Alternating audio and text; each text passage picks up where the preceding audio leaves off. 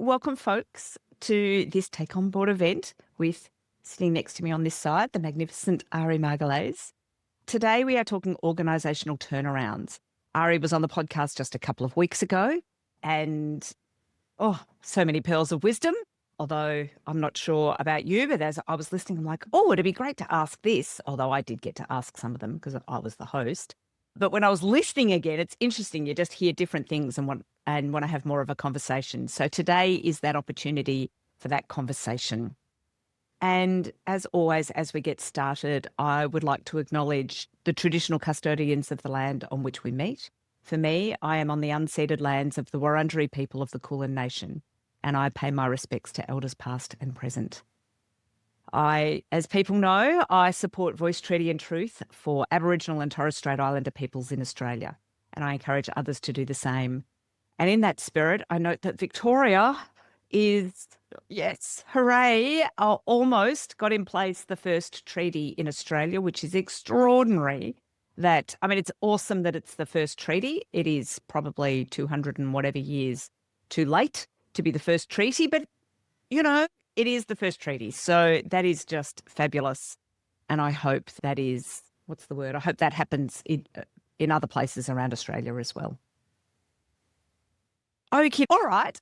We are going to dive into the Q&A section then. Nicole, can I ask that you introduce yourself, any boards that you're on or been on, and then ask your question? Nicole, over to you. Thanks, Helia. Nicole Cowley, I think as Moira mentioned earlier, interim executive and business advisory services I've been providing under our family business for the last 23 years, I think. Prior to that, I was in banking and finance for 12 years. Yeah, it's keeping me busy, which is good, and interesting, which is what I enjoy getting out of it. It's a career to be made in it. I think it's just Australia's not always on top of the portfolio side. But in terms of the question, I think I'm hopefully looking at the top-rated one. Yes. What are the top 3 KPIs? Sorry, Ari, to yourself. What are the top 3 KPIs that are your go-tos for understanding or determining that an organisation may be at risk and requiring interventions? Thank you, Nicole. Any organization has 3 financial statements. So we have P&L, balance sheet, and cash flow statement. So I would look at this, I see 1 key KPI for each. So because we really want to have a very clear understanding of where things are going. So you start with the more, obvious one or straightforward, which is the balance sheet. So you want to see current assets divided by current liabilities. So you want to see if the organization is able to solve it, really. So do you have cash in the bank to be able to pay the liabilities that will fall due within the next 12 months? So that's the number 1, liquidity ratio. The second one will be with P&L will be the bottom line. So you want to see, is the organization generating profit or surplus in case of a non-profit? And with cash flow, go to the cash flow statement and have a look at the operational cash flow. So are the operations generating cash?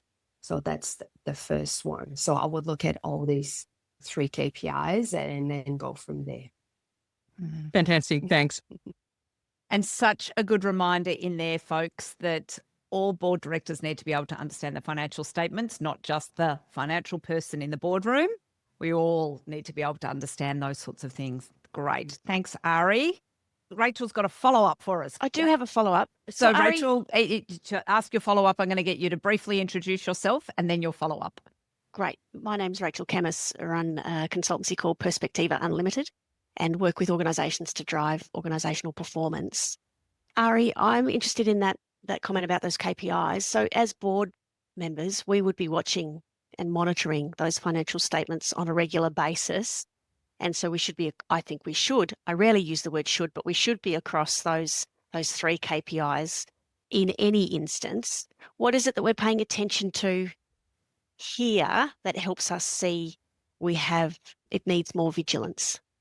I would say that boards, the majority of boards they say, no, we're across financials, we can see them, but don't necessarily look at KPIs or trends. So I think these are two key things.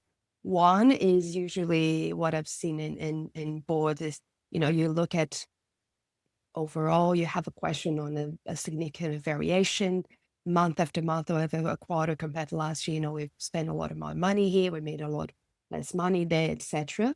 But they don't necessarily look at KPIs. So I think that's, or look at them, but not consistently. And the main thing I think, Rachel, would be trends. I think I said at the podcast, and that's the key. And it's also not consistently being monitored is the trend. Yeah, an organization, I've seen organizations having to kick off a turnaround effectively because over 5 years, they have had a negative trend.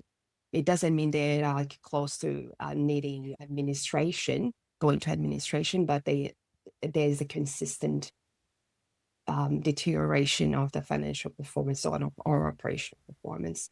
And the other thing I would say is combine what the numbers say with what the operation does. You can say, oh, great, we're under budget. That's perfect. Yeah, excellent. But then if you link it to operations, things are not being delivered the way they should be, or you're delivering a lot less, which means that you're actually in a crisis from an operational perspective. So I would have really critical, not just ticking the box, but look at the trends, look at what do the numbers mean, and now we actually deliver what we're supposed to deliver. Next up, Kate, would you like to introduce yourself and ask your question? Hi, I'm Kate Keane. Recently appointed CEO of a social enterprise called Birth for Humankind.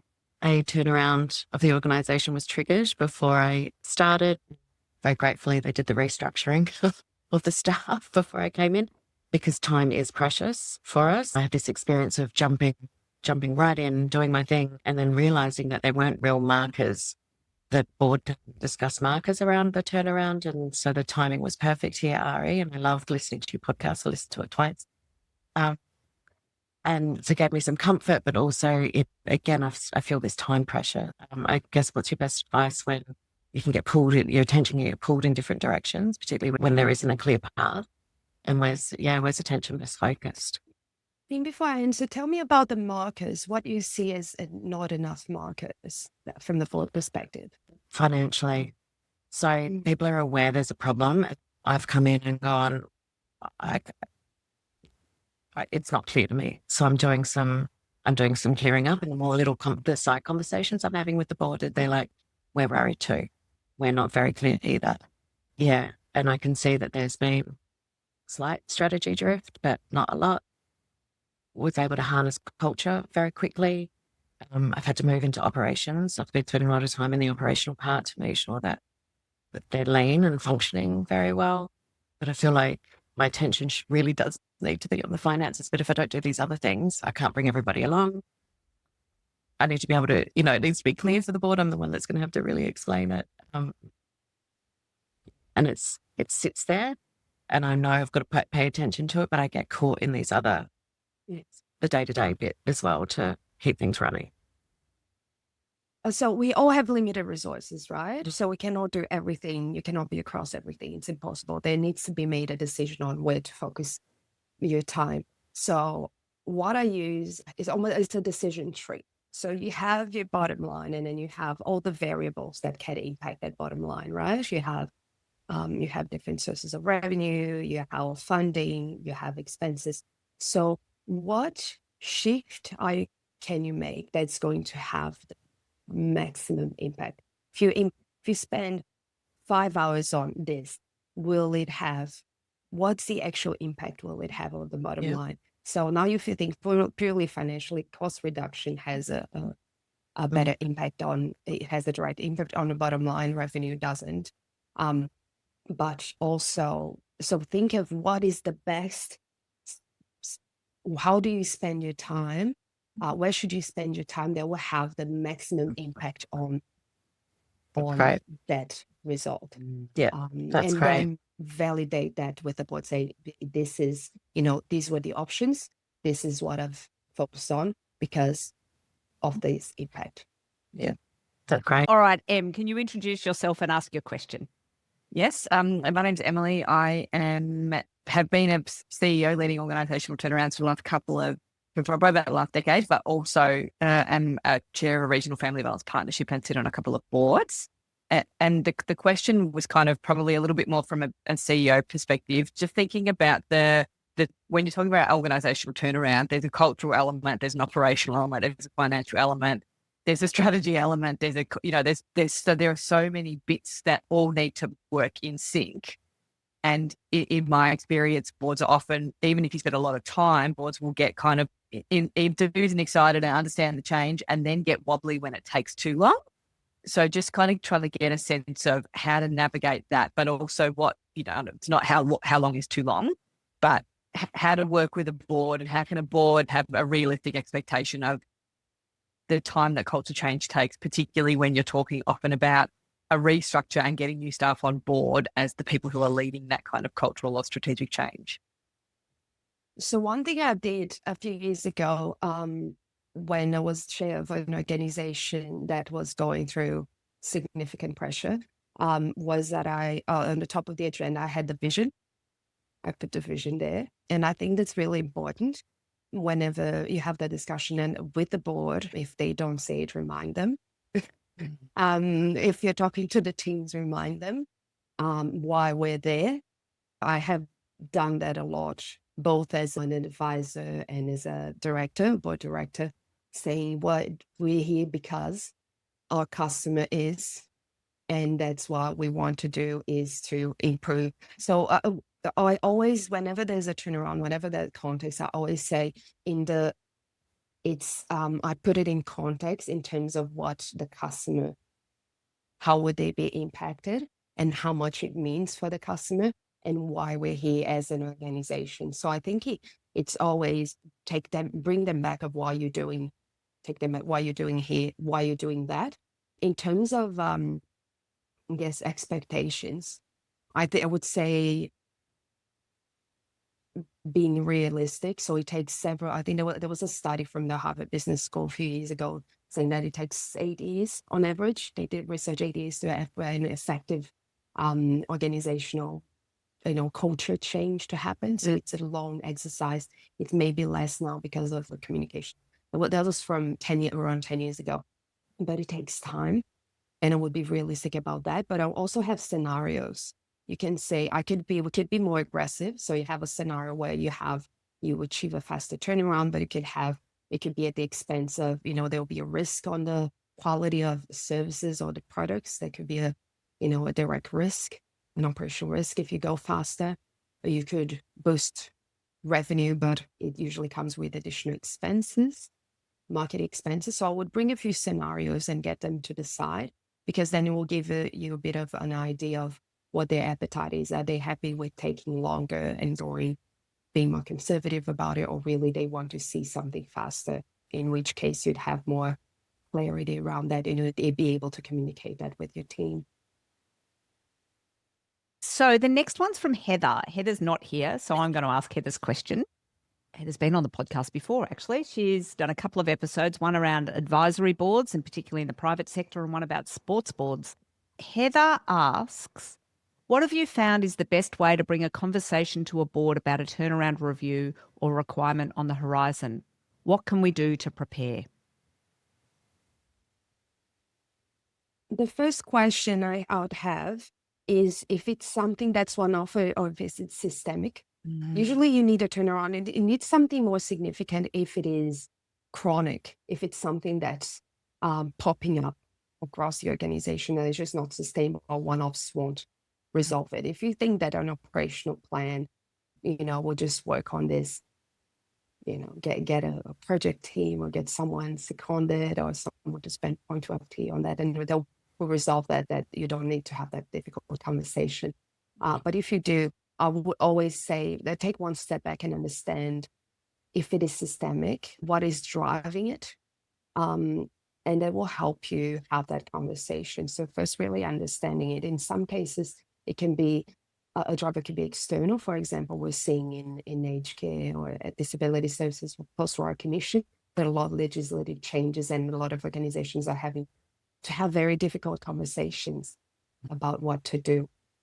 In other cases, it's something, so I work with an organization that, so we're talking about the indicators, and interestingly enough, they had a positive, very positive cash flow, operational cash flow, but they were in a very critical situation because they were spending a lot of investments. So they do make so much capital spend that they would put themselves in a really tricky position.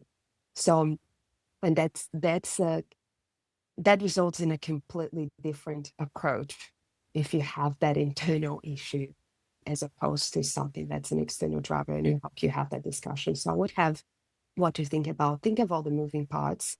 Think about what's really driving it. And that could be the end of this conversation could be, we have to have a serious conversation around a turnaround, or we need just to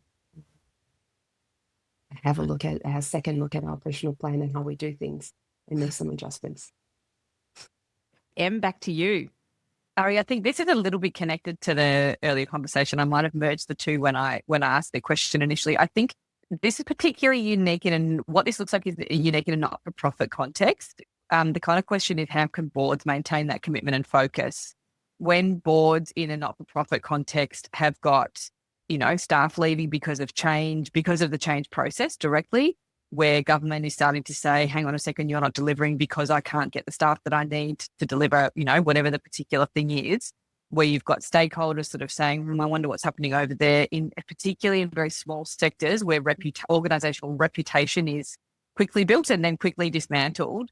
What's your guidance for not-for-profit boards specifically, particularly smaller not-for-profit boards who have usually got volunteer boards? How can they maintain that their kind of appropriate focus on supporting the CEO through change process, but also their commitment to that longer-term vision that you were talking about in response to the last question? I would have, very specific milestones and deliverables and checkpoints. So you'd say, over the next 3 months or 6 months or however long, because I know I've been, on non-profit boards, and sometimes you really have to turn things around quite quickly. You don't have a lot of cash runway. So I would say we're achieving this by this. Be very specific about what you're achieving, and what the impact is. So you get to revisit it.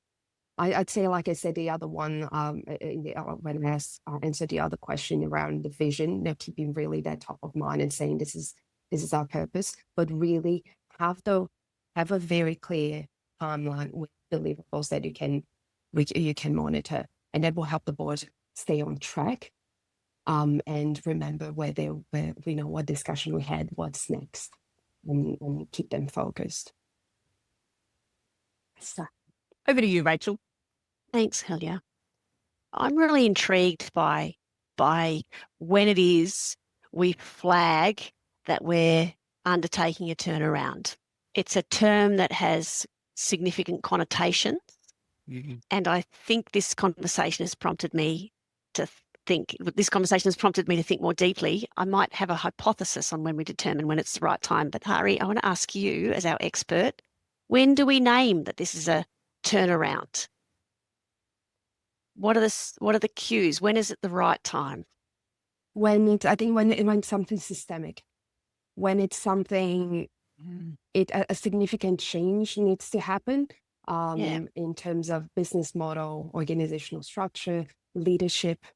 Actually, complementing what was telling Emily, I think leadership is key. So you have you won't be able to deliver an effective, and it was, I think I had a discussion in the podcast around when it works or it doesn't. When it works is when you have leadership at all levels. So you have the chair, you have the CEO, but you also have on the ground that the leadership and the drive and alignment. So I would say, Rachel, in terms of how do you call it, it is when you have to have a significant. You said chronic And you said Chronic. systemic. Yeah. Chronic systemic, when it's just something significant, a Yes. significant change needs to happen. Can I add to this then? What I'm hearing is the right time is when there needs to be a really significant signal to the organisation or the market that things are shifting. So it's a way of engendering effort to pursue a really specific and targeted pathway. Yeah, Because what we've been doing isn't fit for purpose anymore. It isn't meeting the needs because, for whatever reason, context has changed internally or externally. But what I'm hearing is that this is a tool to use to signal where we're focusing our attention and effort.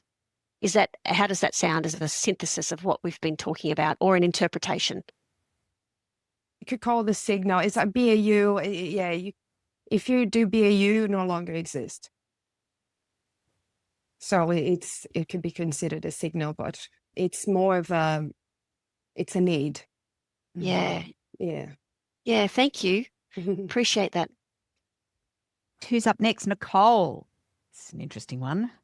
Have you ever walked away from a board or not taken a seat due to a misalignment you could see within the board culture that would affect a successful turnaround? Yes. Thank you for that In as level of much detail. detail as you're willing to share. Maybe what's the importance sort of with top three that, are like, if this doesn't exist, then I can no longer be a part of this? Yeah, I think for me, I keep saying about the vision and the values, but it is absolutely that. And even when I work with a client, I'll say that's absolutely, we have to respect that. We have to understand the impact on the customer. And there have been instances where a proposed initiative had an actually potential detrimental impact, particularly, a vulnerable community. And I just, do not agree and flag it and say that it's a really significant risk. So I would say stick to my own values as well, very like transparency, integrity. That's always when I come in. I think a key element of any turnaround or any difficult discussions you're having at that level is being transparent. And I'll say, if you're going through if it is a systemic issue, if it's chronic, you have to tell the team. You cannot hide. And in some cases, they'll say, no, we make it exciting. We just say we're thinking of something new. And that's not really, it makes the conversation hard and not very effective. In this case, I'll just work with them. But if there's a significant misalignment on the core values, or I'm concerned about the impact it could have, then I will step away. It's really interesting because it's never that clear, I think, either in terms of, coming back to our time questions and those sorts of, in that, how obvious is it? Because there's a lot of noise sometimes in boards. And so, I imagine it's maybe experiential in terms of actually being in that moment of, this is the point where it's really obvious that our values no longer align. But it's still like, are you going to subscribe to that decision? Because if you're a part of the board and or you report to the board and the decision has been made that you don't agree with, then you have to say, am I comfortable to have my name there as someone who has made the decision, even though I don't agree? Like, how significant is it for you? And then I wouldn't say I would just, abandon, but I'll say, what contribution can I make during this time? But that's the thing. Do you want your name against that decision or not? Yeah. I think that helps visualize. Yeah. From Heather, given that turnaround solutions focus on understanding real issues, do you think these strategies could better facilitate amalgamations? What does what Heather mean? Do you know by amalgamation? Yeah, possibly. I don't know is the real answer, but possibly I'm wondering if what she's leaning towards there is, do you do the turnaround or do you look for amalgamations or mergers and amalgamations? That's kind of what I'm reading into it. I mean, I would guess you can't merge and amalgamate with somebody else unless you've turned yourself around, quite frankly, is part of what I would be thinking, but I'm not sure. And if you're not sure, Ari, we'll just skip over it. No, I think if I assume that amalgamations mean mergers or acquisitions, That's my guess. using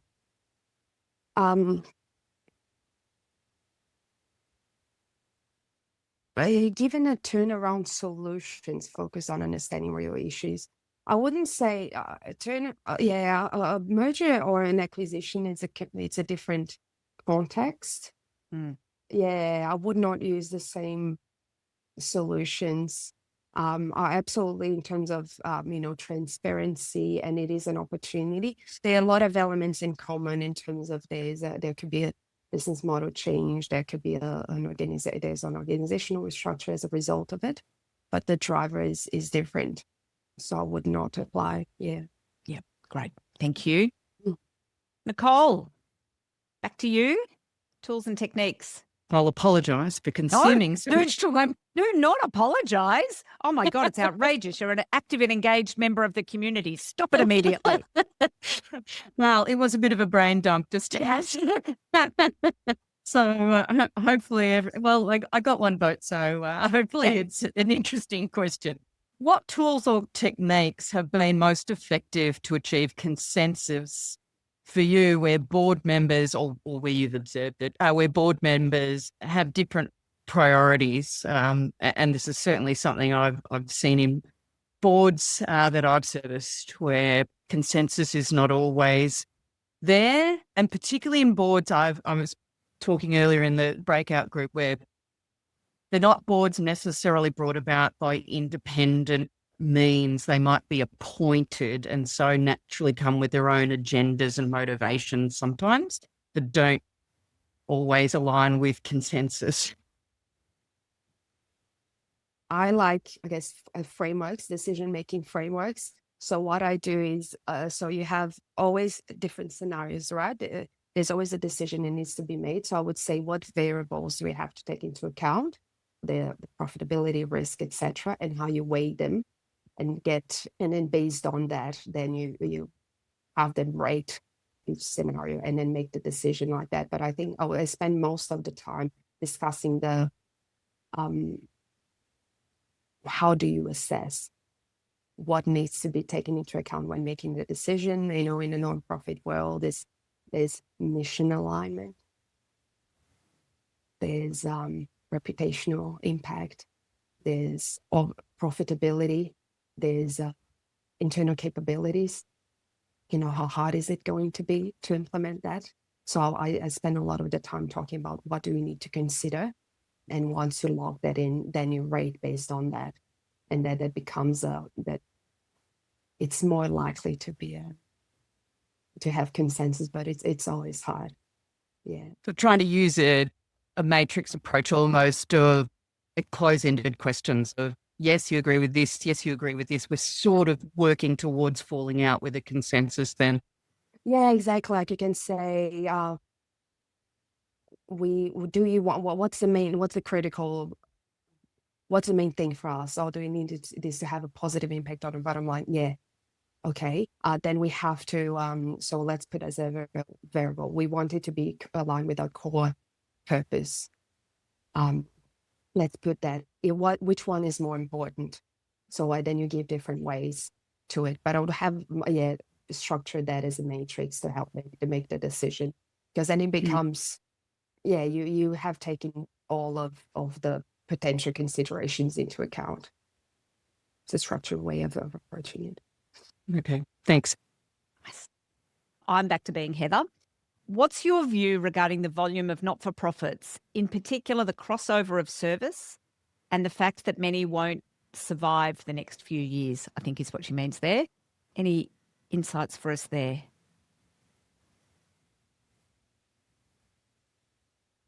There's been a significant, depending on the sector, in some sectors, like for example, in the disability sector, there has been a significant increase in the number of providers. Yes. And it's a competitive environment. And statistically, no matter what business or organization it is, then the vast majority, over 90%, would survive in their first 5 years of existence. So it's something that it's part of, and I'm an economist, and it's just cyclical is just part of it is what it is. You get an organization being created to address a gap, what they see as a gap, and then you just have to, but then business model by not that business necessarily sustainable or scalable. And the fact that, or it might not be well executed, obviously, sometimes it's the right business model. There isn't exactly, there are resources, but execution falters. So I guess it's just part of the cycles. But I think right now it's becoming harder and harder in non-profit world because of the funding constraints and reductions that we're looking across the board. So I expect to be more non-profits operating at a loss for the next period. Okay. Thanks, Ari. Nicole, bring it home. This is, quite a timeless one, probably, really. And Helen's, how do you tell something that's not always obvious? But how do you maintain a demarcation line between boards and executive in the middle of an organisation turnaround? I like the idea of a working group with both. And then you have very clear roles and responsibilities of that. So you have like that, we can talk about operations, but in this very specific context. And outside of that, you continue to have your roles and responsibilities. It's hard when the board becomes fully, wants to be more hands-on because of that context. Like I would just say, your board is a board, executive is an executive, but for this instance, for X months and a certain number of months, we will have a working group. They'll have a combination of board, some board members, some executives, and then you have very clear terms of reference. And decision, they can make the decision or they can advise, etc. So they can share their thoughts and opinions, etc. within that environment. So I think constrain it, but give them there's a forum for that. Thanks. And a good chair always helps as well. Yes, absolutely. And have the conversation with the chair. What makes it hard is when the chair does that as well. Yes. Yes. Oh, I love it. Ari, superstar, thank you for coming back to share your wisdom and for answering literally all of the questions. Awesomely insightful. What I would love to hear is, we don't normally do that at these events, but we're a smaller group, so we're going to today. I would love to do a final round. Something you learned, something that stood out, maybe just one word, whatever you wish, a final reflection on the conversation that we've had today. Who would like to kick us off for the final round? I'm happy to start. Oh, everyone goes at once. Yeah, exactly. Kate, I saw your hand first. So Kate, if you can kick us off and then pass it to somebody else. So I took some notes when I was listening to the podcast, and my mind, Ari, after all the lovely discussion, was you said 3 words yesterday on the podcast around clarity, confidence, and control. And I think that just echoed through everything you said today as well, is making sure that you're building that or fostering clarity, confidence, and control. Yeah. Thank you. Who would you like to pass it to, Kate? Am I? Thanks, Kate. I think my reflection, and just across a couple of questions, but particularly those last few as you were talking, Ari, was about the transformation seem like you're asking a board to make a really, really big decision, and you are, but that kind of having a bit of a matrix approach to all the little decisions as well as how you get to that big decision, and sort of taking it in much more bite-sized chunks as opposed to the 10-year thing of where you want to get to, which is very overwhelming for a board director, will be my takeaway of breaking it down a little bit more, much more. And I'll pass to Julia. Thanks so much. I think one of the things that really stood out for me is just actually putting a language around turnarounds are systemic and that they're quite adaptive in nature and multifaceted. And as you said, it's not just an operational change or plan. it is really that systemic whole of organisation change or shift. And I think I just picked up some really great language around that you use to be able to articulate that. So thank you. Thanks, Julia. Who would you like to pass it to, Julia? Oh, sorry. Go to Nicole. Thanks. And at the benefit of not going first is I wanted to say, yep, that it's bang on, particularly Emily. I think you were nailing it in terms of what my thoughts went to was those really the simple tools we know, but using those, remembering those, the decision trees, those sorts of bite-sized chunks approach, rather than getting swept up in what can seem like a overwhelming situation, particularly for newer board members. So that's what I sort of appreciated from today as well. Thanks, Nicole. Who would you like to pass it to, Nicole? Thanks. Sorry. Rachel, did you speak already? Nope. Thank you. I think I'm a +1 too on all of those things. I think, Kate, just before you went, I was thinking about clarity of role and clarity of purpose really stood out. But your synthesis of Ari's words around clarity, confidence and control names it for me. Yeah. Thanks, Rachel. There's something about bringing really good structured thinking and not getting sucked into what's going on, but being able to step back and think, okay, what are the decisions we've made already? There we go. I'll finish there. Thank you, Rachel. so much. I'll do the pass. Moira, over to you. Yeah, well, everyone said it all really, but I suppose, and thank you, Ari. And I think a standout for me is like reminding to be looking for trends. I think that was a good reminder. And I guess that we've said it before in clarity, but I think my notes, I said, just reminding why are we all here anyway? What are we here for? What are we doing? Just keep bringing it back to that. It was a standout. Sorry. Thanks. Yes. And I think, so many things stood out, but I think, like I said before, that strategic vision and values always been key, much like what Moira just said. I think the other thing that stood out for me is that a turnaround is when there's a chronic challenge. It's not a crisis. It could be a crisis, but it's not like a one-off spike crisis. It is a chronic condition, shall we say. So that's the other thing that stood out for me, and that the game that you might play might be different around that because it's chronic as opposed to a one-off crisis. Oh, Ari, awesome. Thank you so much. Thank you again. You did the universal signal for I want to say something by taking yourself off mute. Did you want to? Actually, Ari, what stood out for you today?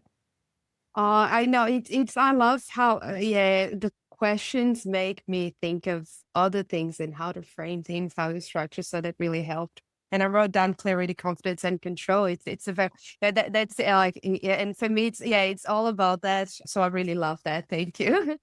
I was going to say that it's interesting what you said around chronic, because I work with an organization. They had again the trend.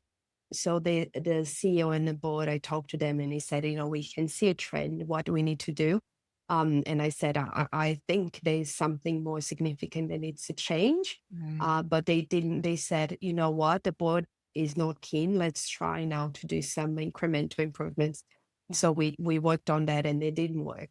Yeah. So now we're going to, there's been a bit of a restructure, reorganizing, redefining positions and growth strategy and how do we deliver, how we engage with customers, etc. So I think it's that, even as you said, Helia, it's not a crisis. It's just a trend that's consistent. And for something chronic, you cannot just give a Panadol and think it will go away. Things. Yeah, it will go away. Awesome. All right. Well, thank you, folks. Thank you so much for being here. Thank you for connecting so beautifully with each other. Thank you for connecting so beautifully with the topic. Again, thank you, Ari, for taking the time. Ari's in Queensland, so it's an hour earlier for her. She was up very early this morning, so thank you for doing that. And I will see you all somewhere around the beautiful community. As Kate says, what a great way to start the day. Love your work. And I'll see you soon. Thanks, folks. Bye. Ciao. Bye.